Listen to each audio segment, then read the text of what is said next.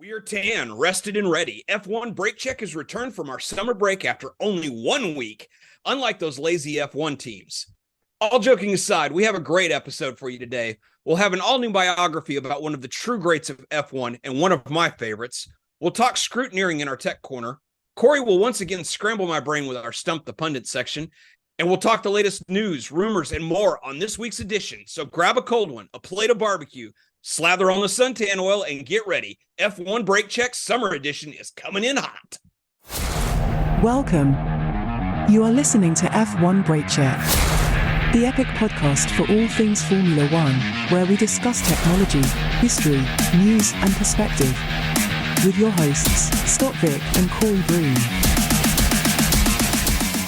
All right, the summer break edition of F1 Brake Check is on the air. My name is Scott Vick. I am one of your co-hosts, and with me, as always, is my co-host for life, my ride or die, my pundit for life, Corey Broom. Corey, how are you doing this week, sir? Oh, fantastic.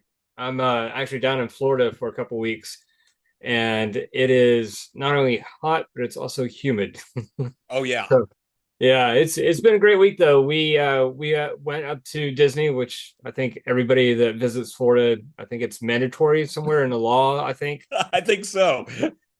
So we went there for a few days and had a great time. We went to a bunch of cigar shops. We got a couple of cigars from this place down in downtown Naples that actually has their own tobacco and rolls their own cigars. Oh, wow. It was phenomenal. Just sat outside as it was raining. It was a beautiful time. That's awesome. You? Yeah, man. Just working away and everything. So,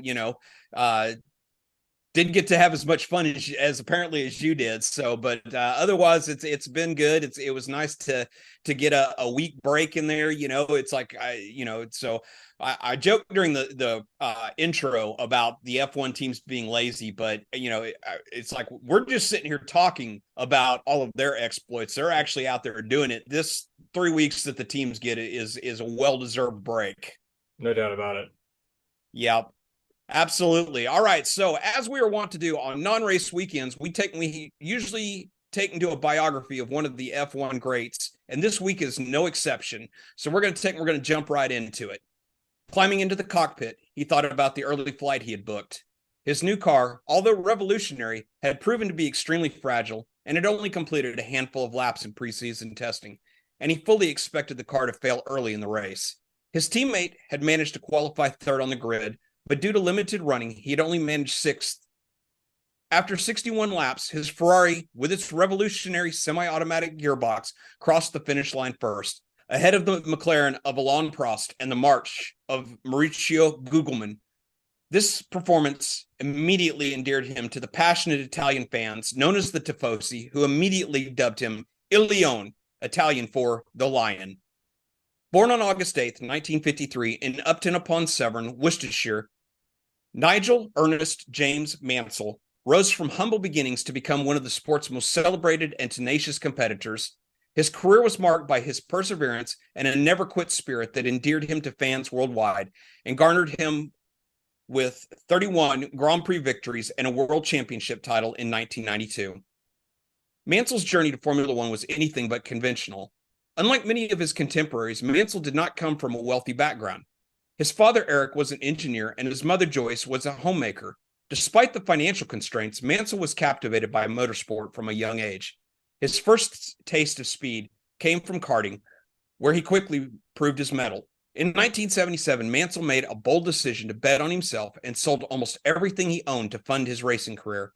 He even resigned from his job as an aerospace engineer to pursue his dream full-time.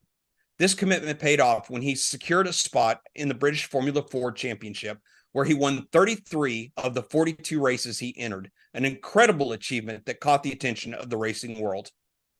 Mansell's impressive performance in lower formula earned him a test with the Lotus Formula One team in 1980. During his test session on the notoriously dangerous Circuit Paul Ricard, Mansell suffered severe burns to his backside after the cockpit fuel tank ruptured. Despite the pain, he continued testing, showcasing the grit that would define his career. Mansell made his Formula One debut later that year at the Austrian Grand Prix. Although his first race ended in retirement due to an engine failure, he had shown enough potential to secure a full-time seat with Lotus in 1981. Over the next few seasons, Mansell honed his skills, earning his first podium finish in the 1983 European Grand Prix, and he narrowly missed out on his first win the same year in the blistering heat of Dallas, Texas. Taking his first career pole in F1, Mansell led the early part of the race before being overtaken by Keke Rosberg. On the last lap, Mansell, who had dropped to sixth place, lost the transmission on his Lotus. He climbed from the car and pushed his stricken Lotus across the finish line to secure a valuable point and promptly faded from exhaustion. The following year, Mansell made the move to Williams, and it was here that his career truly began to flourish.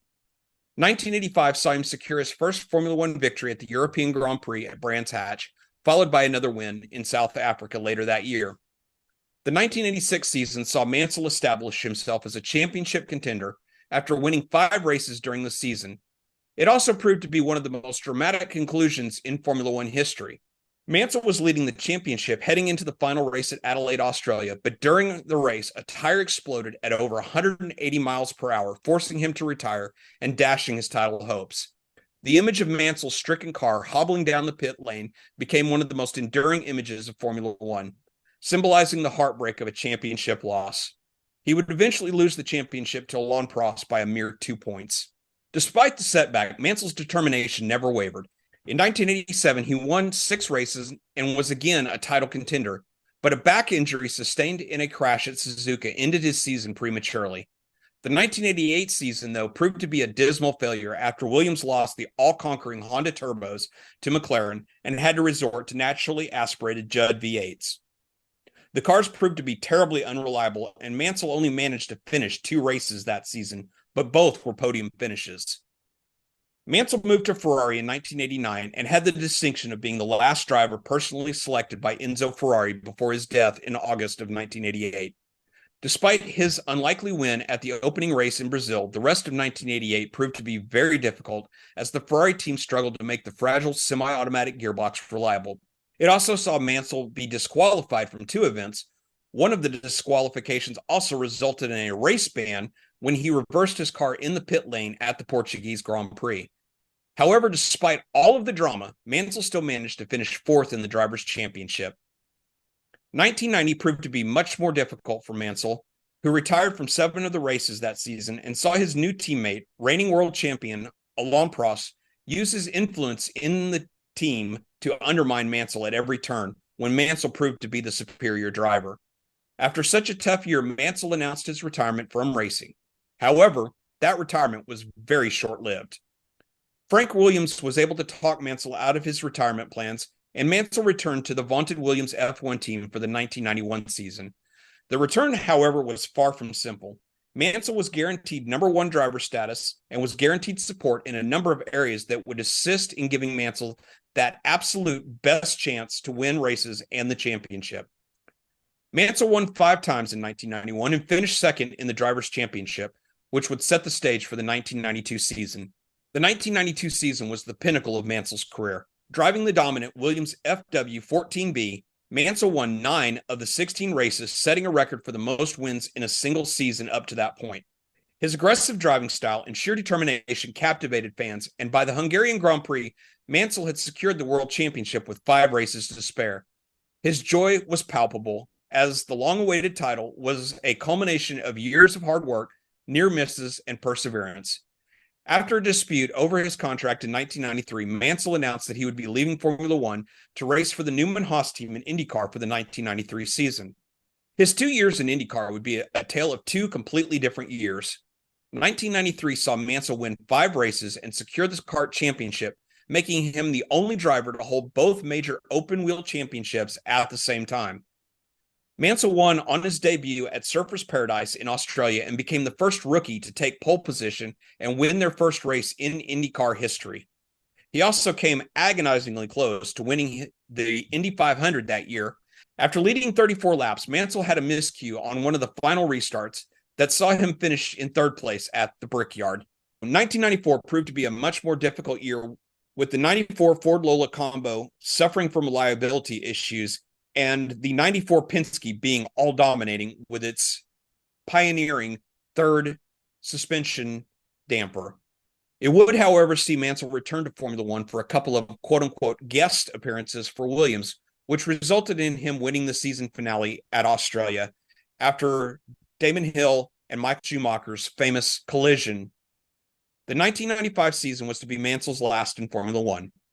Having signed for McLaren during the offseason, he missed the first two races of the season because the car, which had been designed before Mansell's signing, proved to be too narrow, and Mansell's stocky stature prevented him from fitting. The monocoque was redesigned in 33 days, but it was to prove to be too little too late. The car was abysmal in the handling department, and after only 2 races, Mansell chose to leave the team and retire from F1. In later years, Mansell has said that he regretted having left the team so early in the season and that he should have stayed to help develop the car. While Mansell was known for his intense and focused demeanor on track, he also had a lighter side that occasionally surfaced in some memorable moments. One such story occurred during the 1987 British Grand Prix at Silverstone. Mansell had an intense rivalry with his teammate Nelson Piquet, who was also a title contender. During the race, Mansell made a pit stop during which his team filled the car with a higher fuel load than planned. The extra weight slowed him down, and he angrily radioed the pit wall asking, "What have you put in this car, a bag of potatoes?" Despite the setback, Mansell drove a spectacular race, catching and overtaking Piquet to win in front of his home crowd. After the race, he jokingly blamed his remarkable late race charge on the bag of potatoes. Another humorous incident occurred during the 1986 Australian Grand Prix in Adelaide. Mansell was in a lighthearted mood during practice when he decided to play a prank on his mechanics. After completing a lap, he pulled into the pit lane, quickly exited the car, and ran off, leaving his team bewildered. When they finally found him, Mansell was sitting in the hospitality area, calmly sipping a cup of tea. He quipped, "I thought I'd take a little break, chaps." The team couldn't help but laugh at Mansell's cheeky sense of humor. Nigel Mansell's career is a story of resilience, determination, and an unyielding passion for racing. Whether remembered for his iconic mustache, the unmistakable Red 5, his thrilling overtakes, his often hard-fought victories, or his humorous antics off the track, Nigel Mansell will forever be celebrated as one of the sport's most beloved figures. Now, it's no secret of my admiration for Nigel Mansell. Nigel Mansell will admit that he was not the most talented driver, but it was just through his sheer force of will and his desire to win in a lot of cases is what, made him such an incredible driver. All right, so let's move on to our tech corner. So 2 weeks ago, when we were talking about the Belgium Grand Prix, we went into a great deal of talk about George Russell's disqualification after his one pit stop strategy change and him bringing his Mercedes home in first place. And a lot of people have asked, okay, what is this thing that they do after the race, that caused this to happen? In its most simple form, it's referred to as scrutinering. Yeah, and in fact, you hear that a lot of times after the race, especially with George Russell when he was DQ'd a few races ago. What is scrutinering? What does that mean Well, there's actually several parts to scrutinering. So there is pre-race scrutinering and there is post-race scrutinering. And basically, you'll also hear sometimes you'll hear it referred to as tech inspection. And basically what it is that the cars will be presented to the FIA for examination. They will measure every part of the car to make sure that it complies with the regulations as set out by the FIA. There is a maximum width that the cars are allowed to have. There's a maximum length that the cars are allowed to have. If you remember last year at Austin, Charles Leclerc and Lewis Hamilton were both disqualified because what's referred to as the plank, which is the 10 millimeter board that is attached to the bottom of the cars to make sure that the cars adhere to the ride height regulation, was worn way too much, and so they got disqualified. Well, that's one of the things that they make sure that the plank is properly during pre-race scrutinering. They make sure that the plank is properly attached and that it has the proper thickness to it. They measure things like volume of the gas tank. They will take and measure the width and the size of the wings. They'll also inspect a number of other things during that inspection. And then after the race, all of the cars that actually finish the race actually go through the same scrutinering where they are measured and weighed and everything else to make sure that, between the time that it was measured at the beginning of the race weekend and the time that the race finished, that the teams didn't do anything to the cars that was outside of the rules. What else is measured during the inspection? And is there anything that is within, say, outside of the guidelines? Is there anything that is outside of the guidelines that would not equate to DQ? Would that be like a place or a couple of places in the next race that they would have to be punished that way? Or is it always, if you're not within these limits, you're DQ'd? Generally, yes. It's almost always will result in a disqualification. Now, there have been some instances where the teams may have been docked points for the Constructors' Championship, but the drivers were allowed to retain. There's been a couple instances of that. It's not always 100% of the time a disqualification. It sounds like a lot going into this. How long does that take? Well, the pre-race and the post-race checks usually take about 30 to 45 minutes per car. So what else is scrutinized after a race or before a race? Just about every component on the car is checked to make sure that it's in line with, the rules. So how else does the FIA keep the teams honest? Because we all know that given enough latitude, every single team's going to find the gray area of the rules. So how do they keep them on the straight and narrow? First of all, you hit upon a very important point about Formula One is because of the way that the rules are written, there's always going to be gray areas, and that the teams pay engineers a lot of money every year in order to find those gray areas. And they always will. So don't ever, think that they're not going to be looking for those gray areas. Now, how does the FIA keep them honest? Yeah. Okay, so one of the things that we've already touched upon is the fact that they will take and use those RFID stickers with serial numbers matched to them, and those RFID tags, are actually, can be scanned at any point to make sure that they are the legitimate sticker and that the teams haven't created a counterfeit sticker and applied it to a particular component. And then also, like I said, before, the FIA will actually have a qualified scrutineer who actually works for the FIA, who will be embedded in every single one of the garages, who are watching the mechanics every time the car is in the garage being worked upon. There are always going to be gray areas in the rules, and the teams are always going to be looking for a way to exploit those gray areas. All right, so that's our tech corner for this week. So now we are on to what is absolutely my favorite part of the show every single week. As a lot of people know, I am a longtime Formula One fan. I've been watching it since I was in middle school. My first year watching Formula One was 1983. But Corey is somewhat of a newer fan, having only come to the sport inside of the last decade or so. But one of my favorite things that we do every week is Corey will take and come up with a series of trivia questions about, current drivers, former drivers, things like that. And we'll take and try to scramble up my brain with his trivia questions in a segment we call Stump the Pundit. So, Corey, what do you have for me this week? All right. So let's start off with this one. What team was known as the Jordan Grand Prix before it was rebranded? Aston Martin. Aston Martin, yeah. So it was rebranded to Midland, then Force India, and it eventually became Aston Martin as we know it today. And they were called, after Force India, they were actually called Racing Point before they became Aston Martin.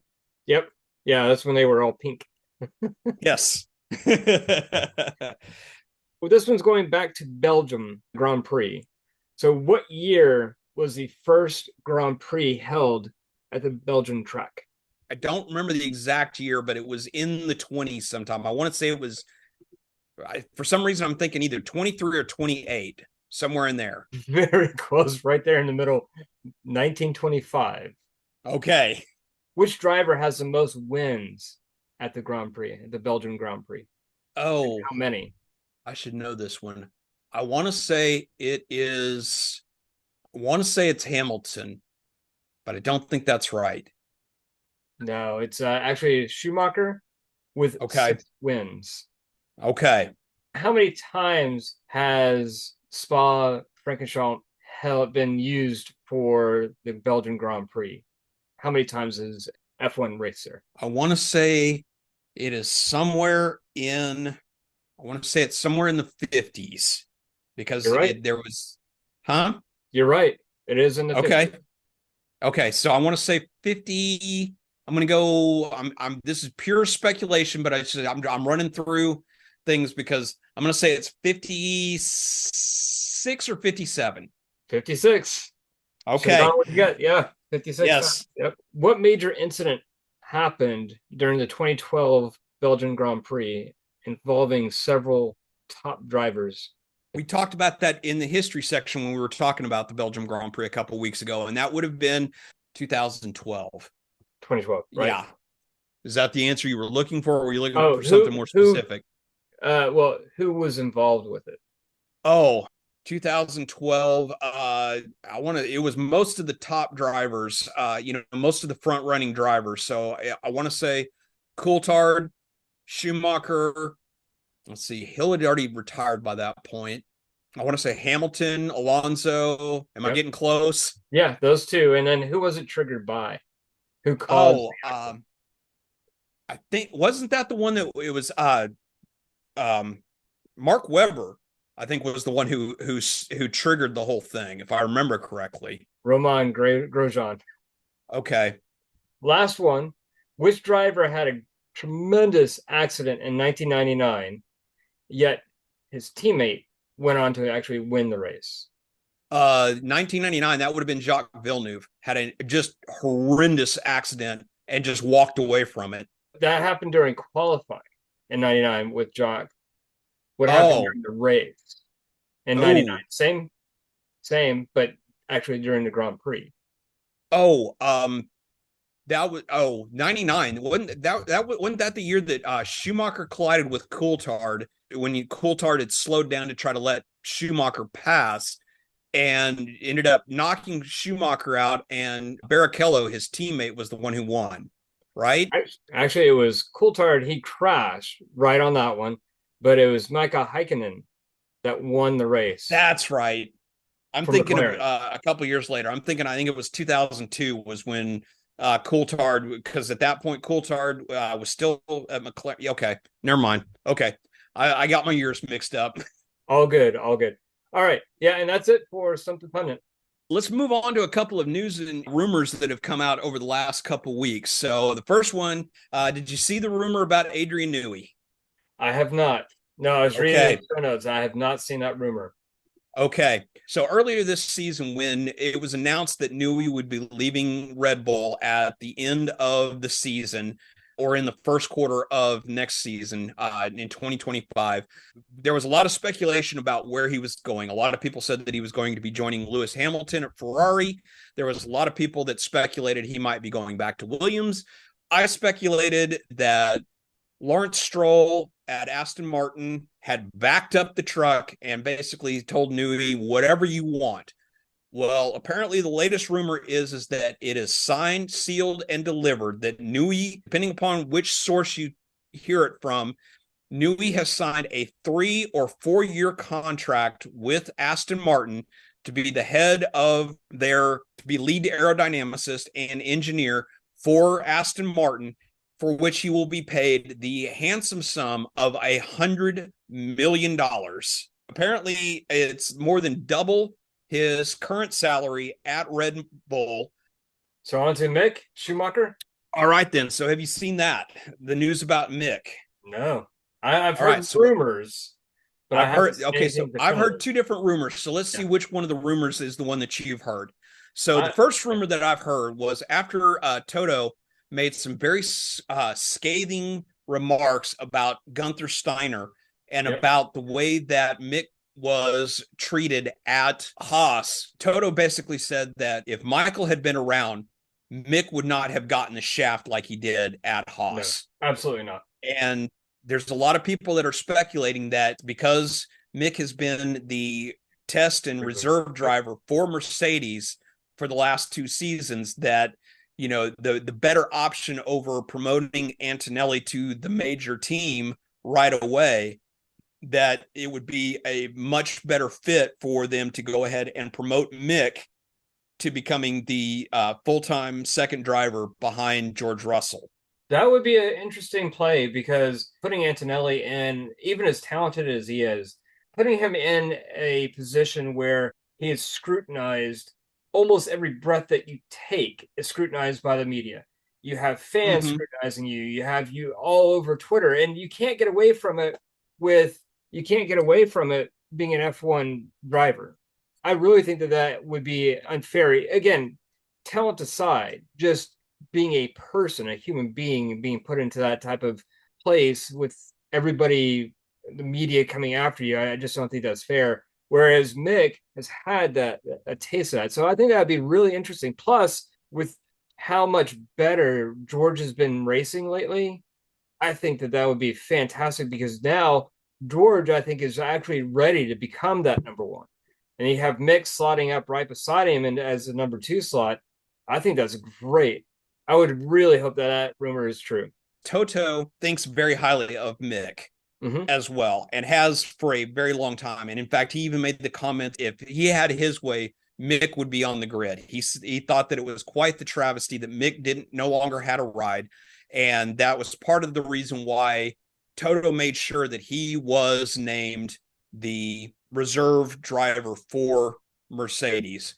Okay, so the second part of the rumor surrounding Mick Schumacher is the possibility of him going to Audi. Everybody knows that every team on the grid was heavily courting Carlos Sainz, and with him choosing to go to Williams for his long-term future, that has now left Audi looking to fill their second driver position next to Hülkenberg. And I think that Audi would be very keen to have 2 German drivers driving for the German team.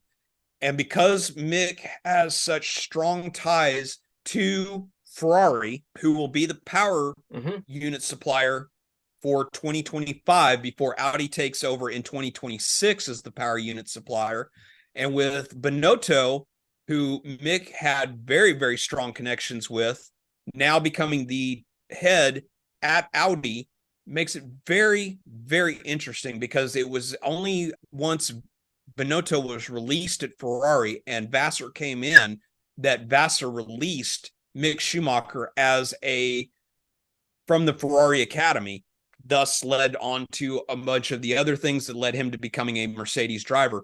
But I think that, like I said, I think Audi would be very keen to have a second German driver in that seat as a teammate to Nico Hülkenberg.